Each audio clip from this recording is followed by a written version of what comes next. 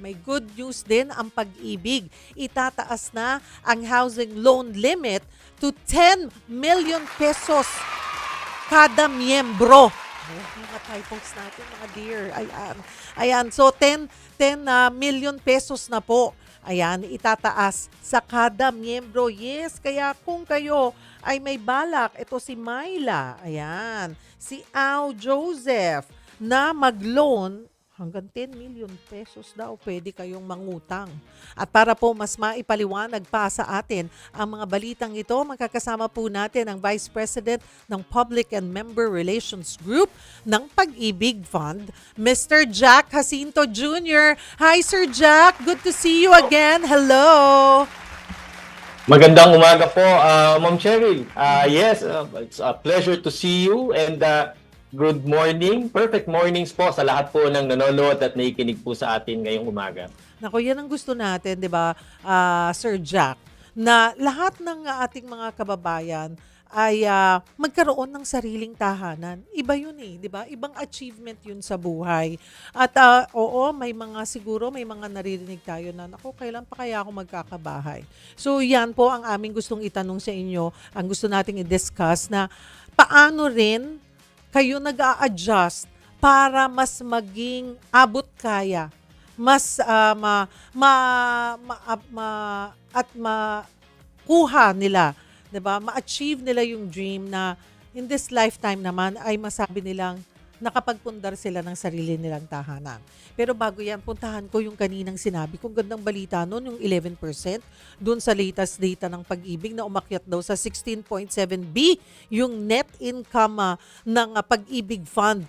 Okay, para mas maintindihan naming mga Pag-ibig members, ano pong ibig sabihin nito? Ano ang epekto nito sa benepisyo at serbisyo para sa Pag-ibig members? Salamat po, Ma'am Cheryl. Alam mo niyo, pinapakinggan ko po kayo kanina. Tama po yung inyong nabanggit na ang Pag-ibig Fund ay para po sa lahat ng manggagawang Pilipino. Sakop po ng Pag-ibig Fund membership, nabanggit niyo po kanina, mandatory membership.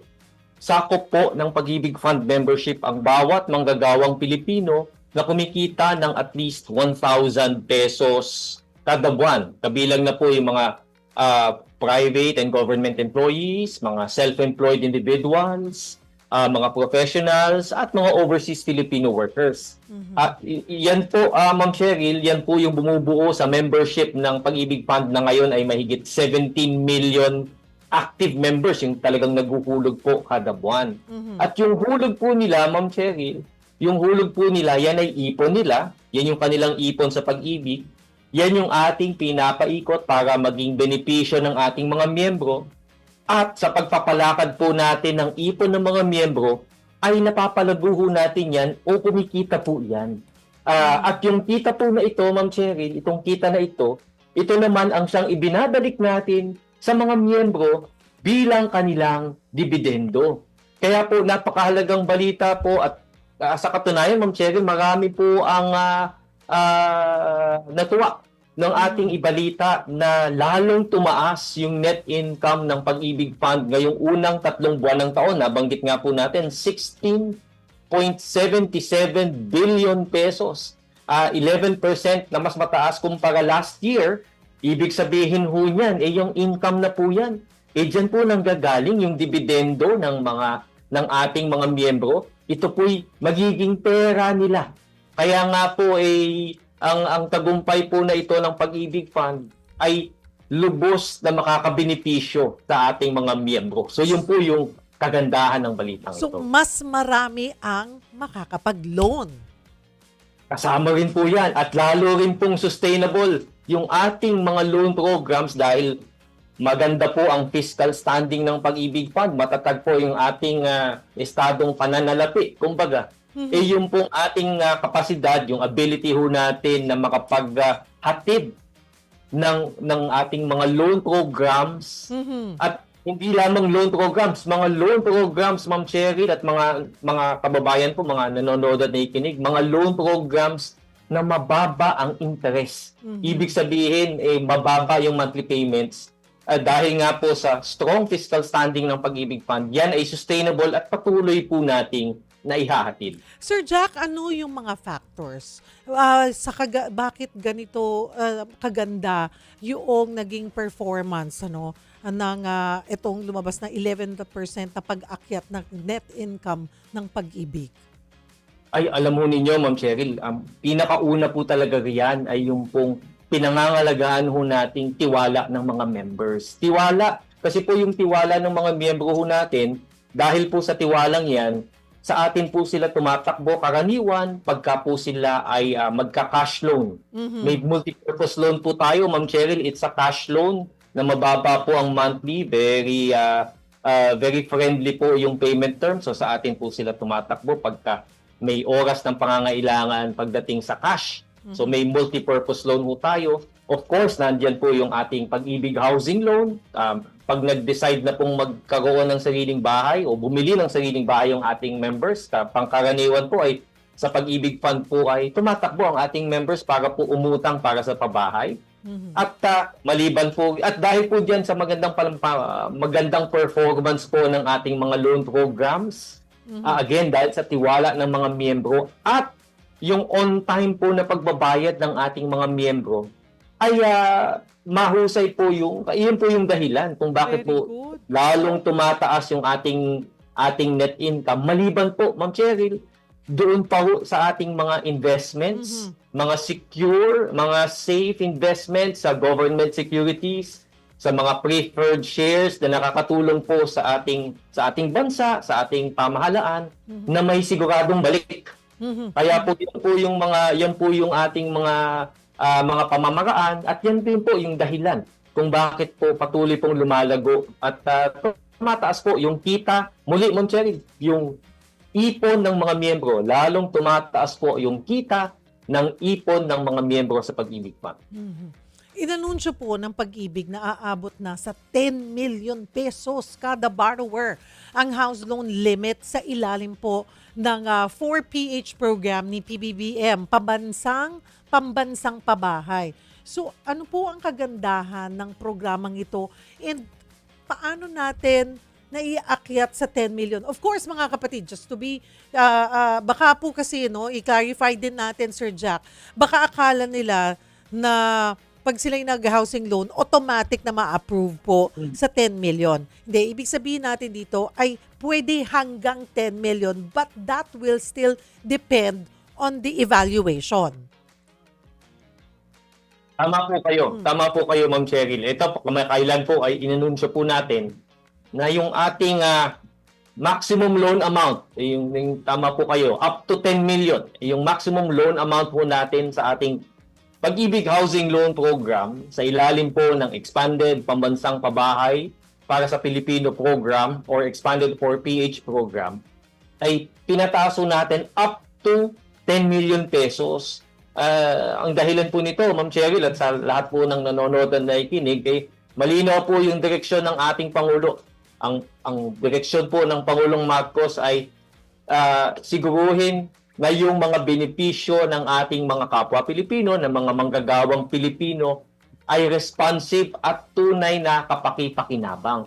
Kaya po yung pagtaas po natin ng maximum loan amount ng Pag-ibig housing loan up to 10 million pesos, ano pong ibig sabihin nito?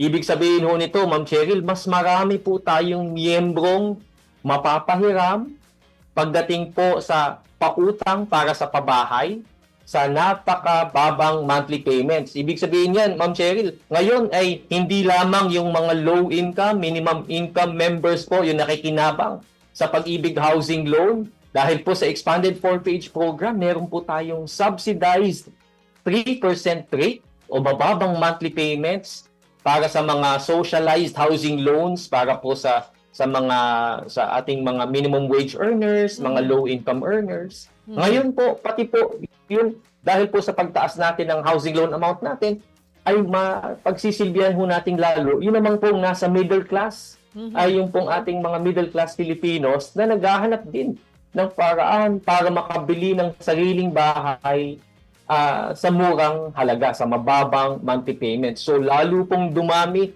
yung ating mapagsisilbihan dahil po sa pagtaas ng ating housing loan limit para sa ating mga miyembro. And that's good to know, especially doon nga sa ating pambansang pabahay program, itong 4PH program. Aba, nasa 3% lang ang interest rate under this program. Pero sino... Pagdating po, Go ahead, Sir Jack. yes, Ma'am Sherry, tama po kayo. Pagdating po sa socialized housing loans po natin, ibig sabihin po niyan, yung pong bibili ng isang property na Pag-ibig Fund member na socialized housing unit. So ito po ay maaaring house and lot na up to 950,000 pesos. O kaya naman po ay condominium unit na up to 1.8 million pesos. Pagka po yan, Ma'am Cheryl, ang binili ng ating miyembro sa tulong ng Pag-ibig Housing Loan, ang kanyang interest rate ay nasa 3% per month, 3% per year po lamang. 3% per year po lamang sa loob ng 5 taon. Ibig sabihin po, yung monthly payments niyan, Ma'am Cherry, mababa. For example, yung 950,000 pesos, kung nga po, yun po yung kanyang nahiram sa Pag-ibig Fund para makabili ng house and lot. Ang interest rate ho niyan per year is 3% for the first 5 years of the loan. Pwede pang i-extend na maging 10 years. Ibig sabihin, ang monthly ho niyan, ang monthly payments ho niyan is around 4,000 pesos per month. So, sabi nga po ng aming CEO, si Manang Malin, mas mababa pa ho yan pang karaniwan sa renta. Oo, yes. Oo. Mas mababa pa ho yung monthly payments sa isang property na binabayaran mo para maging sa iyo, kumpara sa renta na madalas ay mas mataas pa yung halaga, tapos hindi pa mapapasa yung property. So yun po yung napakahalagang dapat malaman po ng ating mga kababayan. Okay, klaruhin po natin yung when we say socialized housing, sino po ang pasok dito para maka-avail sila dito sa 4PH pabahay? Opo, ito pong sa socialized housing loans naman po natin, Ma'am Cheryl, bukas po ito para sa mga miyembro ho natin na may at least 1 year yung pong kanilang hulog. 12 monthly savings sa Pag-ibig Fund, 12 monthly savings. At yung kanilang kita ay hindi po lalagpas sa 47,800 pesos kung sila po ay nasa National Capital Region o 34,600 pesos pagdating po sa ibang rehiyon. Ibig sabihin po niyan, Ma'am Cheryl, yung programang ito, sakop yung lahat ng manggagawa na kumikita ng 47,800 pesos at pababa. Sakop po niyan lahat, 47,800 at pababa. So kasama po yung monthly income. So kasama po diyan minimum wage earners. Alam mo, nung isang araw, nung isang linggo nga po, nakakatuwa, may nakausap po ako na nung kami po ay nagsagawa ng open house ng isang activity sa Nueva Ecija, may lumapit po sa akin, Ma'am Cheryl. Ano po siya? Isa po siyang 50-year-old na security guard. Sabi niya po sa akin, talagang pumunta ako dito ang project na ho yun, Ma'am Cheryl, is Palayan City Township. Sabi ho niya, ito lang yung pagkakataon ko na magkaroon ng sariling bahay. First time ho niyang may maipupundag na sariling bahay sapagkat dahil po mababa yung monthly, kaya po ng sweldo niya. Yung monthly payments, siya po ay makakabili sa tulong po muli nitong ating socialized housing, Pag-ibig Housing Loan sa ilalim po ng Expanded 4PH. That's good to know. Okay, balikan ko. Mag-basic tayo, Sir Jack, ha? Para mas maintindihan natin yung Pag-ibig Home Loan. Basics po muna tayo. Okay, yun naman kasing sinabi nyo na sa sweldo, pwede silang pasok sa 4PH program. Pero yung basic, ano ba ang mga kailangan para makapag-loan ang isang miyembro? So, kailangan mahalaga, miyembro. Active member. Tama po kayo, Ma'am Cheryl. Una po sa lahat ay dapat active member ng Pag-ibig Fund. Ibig sabihin po ay naguhulog po kayo ng monthly savings sa Pag-ibig Fund. Ito po ipon ho ninyo, no? Yung pong sa mga nanonood po at nakikinig sa ating mga employed individuals, makikita niyo po yan sa inyong monthly payslip, no? Meron po dyan kadalasan, Ma'am Cheryl, 200 pesos. yan po ang inyong hulog sa pag-ibig fund at hindi po ito napupunta sa wala, ano? Ito po ay inyong ipon sa pag-ibig fund. Ibig sabihin pera po ninyo yan. At yung 200 pesos na yan ay may responsibilidad din ng inyong employer na maghulog ng 200 pesos din. At yan po ang pumapasok po sa inyong ipon sa pag-ibig fund kada buwan. So that's 400 pesos kada buwan. That's At for yan the po, minimum wage earners. yan po ay yes, Ma'am Cheryl, ito po ay actually sa lahat po lahat po ng sakop nating mga miyembro. So 400 pesos po yan per month, 200 pesos mula sa empleyado, 200 pesos mula sa kanyang employer. At ang maganda ho yan, may mga miyembro ho tayo, Ma'am Cheryl, dahil alam nila na ito ay ipon nila, yung hulog nila kada buwan ay ipon nila, at ito po ay kumikita ng dividendo. Sa katunayan, last year po, yung dividendo ho natin para sa ating regular savings, yung dividendo para sa ipon na yan, umabot sa 6.62%. Wow. At dahil alam nilang maganda po ang kita nito, ay yung 200 pesos ay dinadagdagan pa ho nila. No? Oo. Hindi po sila sa 200 pesos per month. So yun po yung hulog sa pag-ibig fund. So, Sir Jack, yung standard yon, hindi yan katulad ng ibang ahensya na 5%, 3% of the income. Yung sa inyo ay standard na minimum ay 200 talaga. Okay. Tama po. Sa 200 pesos po, Ma'am Cheryl. Ngunit, yun nga po, maaari po nila Mas malaki. yun dahil ito na At marami po, natutuwa po kami dahil higit na dumarami yung mga miyembro na naghuhulog ng mas mataas doon sa required. Dahil nga po, alam nilang ito ipon nila, ibabalik sa kanila pagdating ng araw at kumikita pa kada taon. Ito mga kapatid, yung dinidiscuss sa atin ni Sir Jack, ito yung regular savings. Kung mag-MP2 ka pa. Tama po, Ma'am Cheryl. Alam ho ninyo, yung regular savings, yan po yung susi para magkaroon po ng ating popular na savings program, yung pong MP2 savings, na kung saan yung kita po ay mas mataas at yung maturity period ay mas maikli. So kaya po marami pong naguhulog dito at muli po salamat sa tiwala ng ating mga miyembro. Itong MP2 Savings Program, ito naman po yung voluntary savings program po natin. Ang hulog po rito ay 500 pesos kada hulog. So ibig sabihin kung ngayong buwan may extra ka, pwede kang maghulog doon sa MP2 Savings. Medyo gipit next month, di pass muna, no? Hindi ka muna maghuhulog. Pero pagdating ng mga susunod na buwan, meron ka uling extra nakita. Basta't 500 Minimum. kada hulog.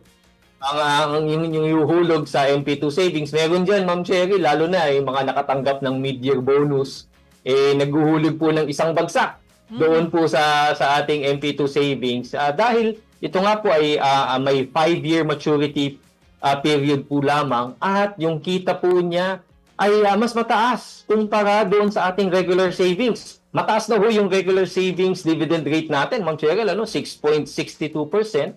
Ngunit ang MP2 savings ay 7.12% noong nakaraang taon. So kaya po marami po ang nag-iipon sa programang ito dahil nga po sa mga features na yan. At yun nga po dahil mas di hamak ay mas maganda at mas mataas yung kinikita po nito. Ngayon mga kapatid, kung kayo ay regular na nagbabayad, yung sobra dun sa 200 na kaya nyo naman, minimum of 500, it's good to know na hindi kayo tali, hindi kayo obligado na buwan-buwan ay makapagbigay ng 500. Kung ano man ang sobra nyo, ay pwede nyo doon ilagay na tingin nyo na hindi nyo kakailanganin in the next 5 years kasi yun yung maturity. But then again, in case of emergency, pwede nyo naman yung galawin. Kaya lang maapektuhan yung kita, yung dividendo na makukuha ng pera nyo. But then again, that's still your money and you can. But of course, yan yung mga tipong ayaw natin na pang-retirement natin yan. Parang kung lumagpas man yung 5 years, paikutin mo lang, wag mong galawin kung kakayanin. Dahil safe ang pera natin and maganda ang kita.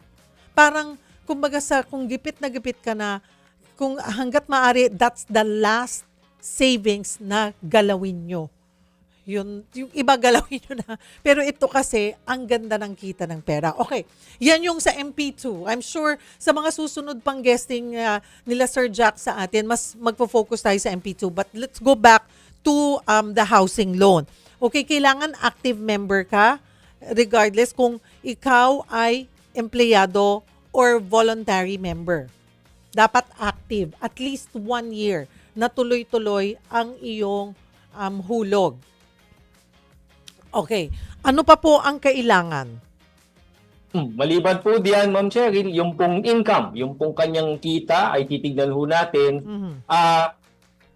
Ang tinitignan ho natin dito ay yung maliban po sa kanyang capacity to pay, yung pong sinabi ko kaninang mga income levels ay dahil po itong socialized housing loan ho natin, ito pong may 3% subsidized rate, ay para po sa mga first-time homeowners, lalong-lalo na po doon sa mga low and minimum wage earners. So ito po ay para sa kanila, para po magkaroon po sila ng sariling pagkakataon na magkaroon ng sariling tahanan. So yun po yung isa sa mga requirements para doon sa Pag-ibig Housing Loan muli.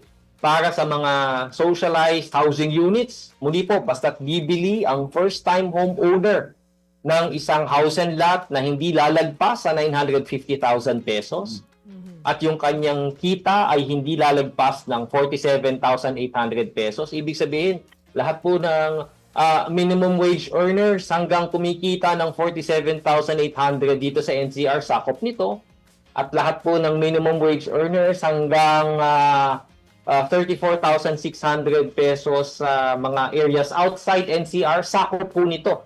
Sakop po nitong programa na ito, Pag-ibig Housing Loan na may 3% subsidized interest rate per year. Ang mabibili ho nito ay socialized housing unit, house and lot na up to 950,000 pesos. O kaya naman ay socialized condominium units up to 1.8 million pesos. Kadalasan, Ma'am Cheryl, tinatanong din po kami, nasan ba yung mga properties na ito? Kasi siyempre gustong makita rin ng ating mga kababayan, ng ating mga miyembro, ano ba yung property na kanilang mabibili sa tulong ng Pag-ibig Housing Loan. At yan din po, Ma'am Cheryl, ay pinadali ho natin sapagkat maaari pong bumisita yung ating mga miyembro, yung ating mga kababayan sa ating pong Pag-ibig Fund website. Doon po makikita, Ma'am Cheryl, ang mahigit sa 25 na expanded 4PH socialized housing projects. At doon po ay makikita nila kung ano yung itsura, kung ano yung laki ng unit, no? Kung nasaan po ito, at kung magkano yung halaga ng unit na ito, at kung magkano yung monthly payments na kailangan para mabili yung unit na ito. At pinadali ho natin ito para muli po ay mas magkaroon ng access yung ating mga miyembro sa abot kayang pabahay. Okay. Pinapakita natin ngayon, sige, lakihan natin, yung kunwari, ayan, ito yung subsidized mga kapatid yung may 3% na subsidized rate for the first 5 years of loan. Ito yung sa socialized housing loans na kung ang monthly kita nyo ay 47,800 pababa dito sa NCR at 34,000 monthly below naman sa mga probinsya. Pagpalagay natin ang loan amount. Ayan.